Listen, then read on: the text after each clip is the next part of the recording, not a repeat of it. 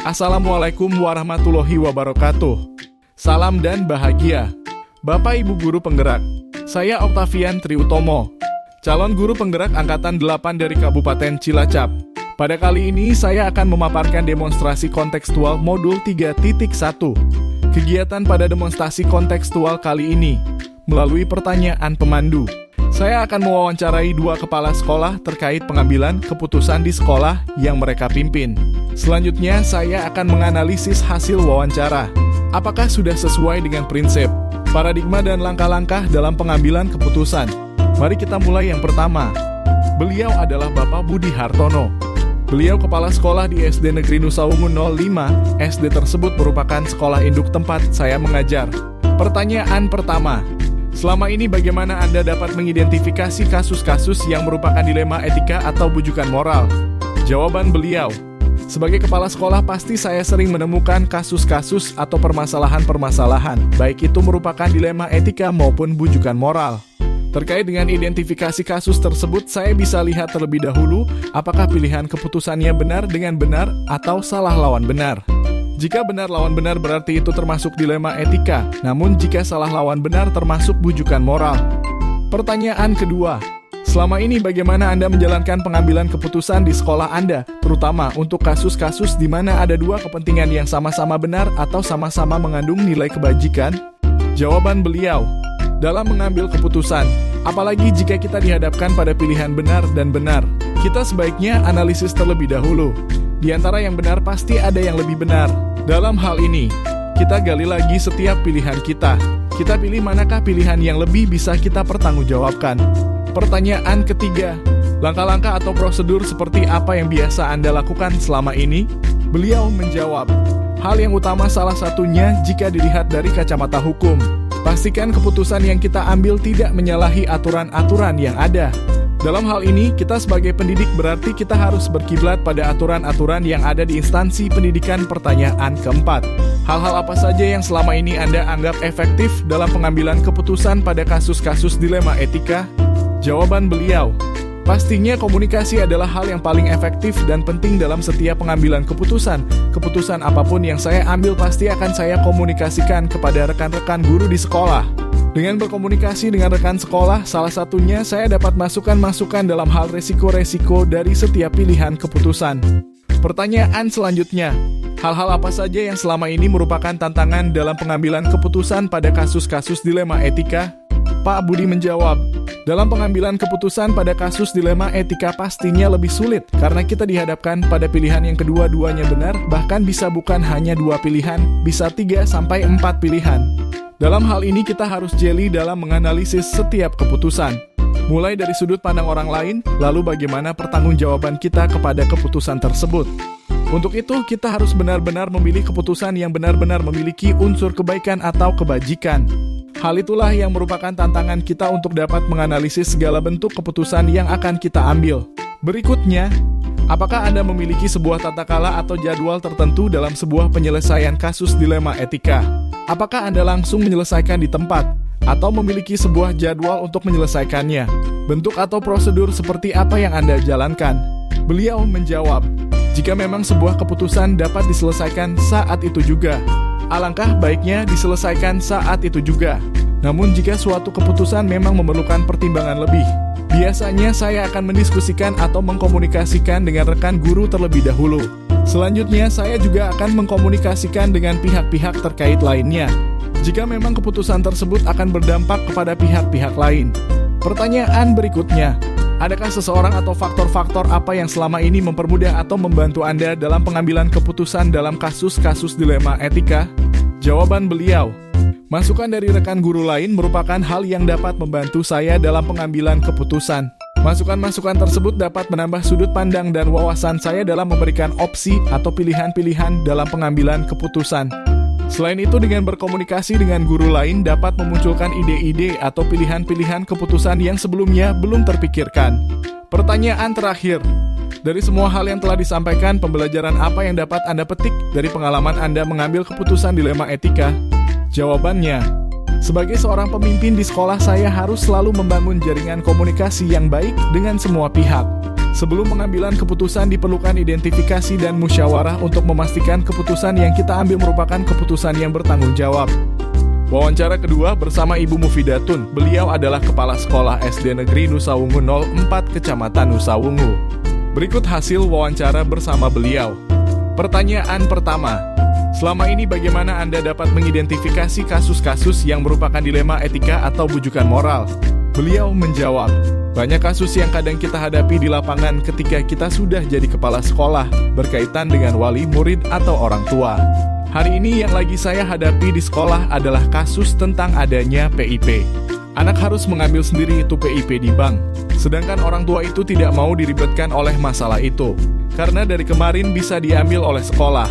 Kita harus benar-benar mempertimbangkan mana yang terbaik. Kalau kita tidak ambil juga sayang uangnya. Kalau kita harus melibatkan orang tua seperti itu juga banyak orang tua keberatan.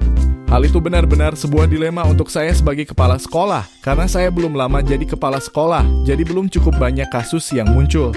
Kebetulan yang sekarang saya hadapi itu seperti itu. Ada aturan baru dari bank. Pertanyaan kedua. Selama ini bagaimana Anda menjalankan pengambilan keputusan di sekolah Anda, terutama untuk kasus-kasus di mana ada dua kepentingan yang sama-sama benar atau sama-sama mengandung nilai kebajikan? Jawaban Ibu Mufidatun. Untuk pengambilan keputusannya, saya tidak bisa mengambil keputusan sendiri. Tentu saja kita rapatkan dengan dewan guru. Setelah itu kita panggil juga komite sekolah sebagai perwakilan orang tua murid. Kita cari jalan keluar seperti apa? Pertanyaan ketiga. Langkah-langkah atau prosedur seperti apa yang biasa Anda lakukan selama ini? Jawaban beliau, ada dua keputusan yang rencananya mau kita lakukan. Yang pertama, kita panggil pihak bank untuk datang ke sekolah atau kita fasilitasi orang tua untuk bisa berangkat ke bank. Dengan fasilitas yang kita siapkan, misalkan mobil untuk angkutan karena keluhan mereka itu yang pertama jauh. Kemudian tidak ada kendaraan dan lain-lain. Jadi dua keputusan itu yang insya Allah secepatnya akan kita putuskan dan masih dipertimbangkan mana yang lebih baik di antara yang baik. Pertanyaan keempat. Hal-hal apa saja yang selama ini Anda anggap efektif dalam pengambilan keputusan pada kasus-kasus dilema etika? Jawaban beliau, hal-hal yang efektif tentu saja kita harus berpikir kepada asas yang benar. Ketika kita berpikir pada asas yang benar, maka keputusan yang kita ambil pasti bisa dipertanggungjawabkan. Kita juga tidak bisa mengambil keputusan sendiri, harus berdasarkan dengan kesepakatan rekan-rekan yang lain. Pertanyaan kelima. Hal-hal apa saja yang selama ini merupakan tantangan dalam pengambilan keputusan pada kasus-kasus dilema etika? Beliau menjawab, tantangan yang selama ini saya hadapi salah satunya, apa yang kita anggap baik belum tentu dianggap baik atau benar oleh orang lain. Dalam hal ini yang saya takutkan keputusan yang dipilih sebagai opsi oleh sekolah dianggap belum baik oleh orang lain, misalkan orang tua murid maupun pihak-pihak lain. Pertanyaan keenam. Apakah Anda memiliki sebuah tata kala atau jadwal tertentu dalam sebuah penyelesaian kasus dilema etika?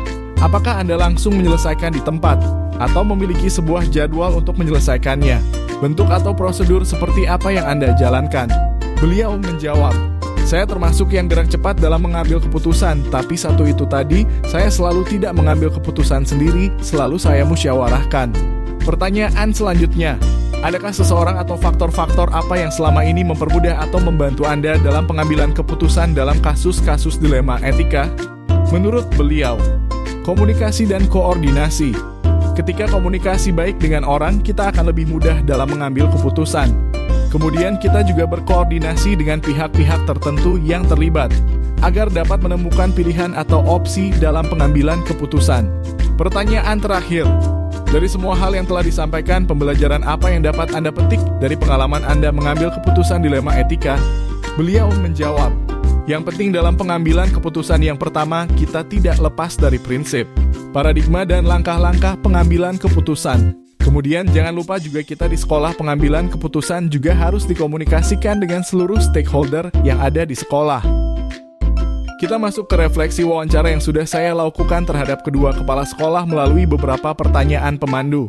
Pertama, hal-hal menarik apa yang muncul dari wawancara tersebut? Pertanyaan-pertanyaan mengganjal apa yang masih ada dari hasil wawancara bila dibandingkan dengan hal-hal yang Anda pelajari seperti 4 paradigma, 3 prinsip, dan 9 langkah pengujian. Apa yang Anda dapatkan? Menurut saya, pada wawancara pertama, kepala sekolah menggunakan prinsip rule-based thinking. Beliau dalam mengambil keputusan selalu melihat dari kacamata hukum atau peraturan. Lalu untuk kepala sekolah kedua menggunakan prinsip care-based thinking karena beliau lebih memikirkan kepentingan orang tua murid yang kesulitan dalam pengambilan PIP. Kemudian kedua kepala sekolah tersebut belum mengidentifikasi berdasarkan paradigma apa yang terjadi pada setiap kasusnya. Dan juga untuk langkah pengambilan keputusan, kedua kepala sekolah belum sepenuhnya menerapkan langkah-langkah tersebut. Pertanyaan kedua, bagaimana hasil wawancara antara 2 hingga 3 pimpinan yang Anda wawancarai? Adakah sebuah persamaan atau perbedaan? Kira-kira ada yang menonjol dari salah satu pimpinan tersebut? Mengapa? Apa yang membedakan? Menurut analisa saya, kesamaan dalam pengambilan keputusan yang dilakukan oleh kedua kepala sekolah antara lain, kedua kepala sekolah sama-sama sebelum mengambil keputusan harus dikomunikasikan terlebih dahulu dengan rekan guru lain. Kemudian perbedaannya, kepala sekolah pertama lebih tegas dalam menentukan prinsip dalam pengambilan keputusan. Beliau jelas menggunakan prinsip rule-based thinking. Pertanyaan ketiga, apa rencana ke depan para pimpinan dalam menjalani pengambilan keputusan yang mengandung unsur dilema etika? Bagaimana mereka bisa mengukur efektivitas pengambilan keputusan mereka? Rencana ke depannya sebaiknya kedua kepala sekolah dalam mengambil keputusan benar-benar diidentifikasi menggunakan langkah-langkah yang tepat. Pertanyaan keempat, bagaimana Anda sendiri akan menerapkan pengambilan keputusan dilema etika pada lingkungan Anda, pada murid-murid Anda, dan pada kolega, guru-guru Anda yang lain? Kapan Anda akan menerapkannya? Saya akan menerapkan pengambilan keputusan dilema etika dengan berdasarkan prinsip, paradigma sesuai dengan kasus yang dihadapi, serta mengujinya dengan 9 langkah pengambilan keputusan, sehingga diperoleh keputusan yang bertanggung jawab, berpihak pada murid dan sesuai dengan nilai-nilai kebajikan universal. Saya akan secepatnya menerapkan proses tersebut dimulai dengan lingkup terdekat di kelas saya untuk menyelesaikan permasalahan murid-murid. Selanjutnya pertanyaan kelima, format apa yang akan gunakan? Sudahkah Anda mengujinya atau membacanya dan melihat hasilnya atau membayangkan bila orang lain membaca tulisan Anda? Hasil wawancara saya berupa tulisan. Tulisan tersebut sudah saya baca dan saya bagikan kepada kedua kepala sekolah tersebut. Dan kedua kepala sekolah tersebut setuju dan memperbolehkan tulisan tersebut saya publikasikan di LMS bahkan di channel YouTube saya. Pertanyaan terakhir, apakah sudah diuji untuk maksimal dan minimal waktu berbicara? Apakah sudah ditinjau isi dan panjang tulisan Anda dan kepadatan atau intisari materi yang Anda ingin sampaikan? Menurut saya, panjang tulisan sudah memenuhi ketentuan yaitu 600 kata. Pada wawancara pertama panjang tulisan saya 750 kata. Sedangkan wawancara kedua panjang tulisan saya 769 kata. Pertanyaan yang saya gunakan juga sudah sesuai dengan panduan pertanyaan wawancara yang disajikan di LMS. Sekian pemaparan hasil wawancara dan analisa yang saya sampaikan. Semoga dapat bermanfaat bagi Bapak Ibu semua. Terima kasih. Wassalamualaikum warahmatullahi wabarakatuh.